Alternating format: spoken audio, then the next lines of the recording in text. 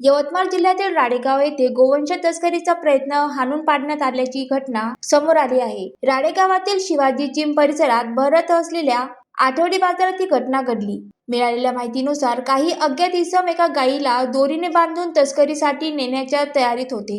ही संशयास्पद हालचाल शिवसेना शिंदे गट राळेगाव उपशहर प्रमुख जीवन रामगडे यांच्या निदर्शनात आली. परिस्थितीचे गांभीर्य ओळखून त्यांनी तात्काळ घटनास्थळी धाव घेतली आणि संबंधित व्यक्तींना रोखत गोवंशाची सुटका केली. जीवन रामगडे यांनी केवळ तस्करीचा प्रयत्न उधळून लावला नाही तर गोमातेची जाचातून मुक्तताही केली. यावेळी त्यांनी गोवंश हत्या आणि तस्करी हा समाजासाठी कलंक असल्याची ठाम भूमिका मांडत अशा प्रकरणांना कोणत्याही परिस्थितीत सहन केले जाणार नाही असे स्पष्ट केले. या घटनेनंतर परिसरातील नागरिक तसेच हिंदुत्ववादी संघटनाही रामगडे यांनी धाडसी कृतीचे कौतुक केले आहे. दरम्यान संबंधित तस्करावर कठोर कारवाई करण्याची मागणीही जोर धरू लागली आहे. ज्वालादीप न्यूज करिता नरेश राऊत, यवतमाळ.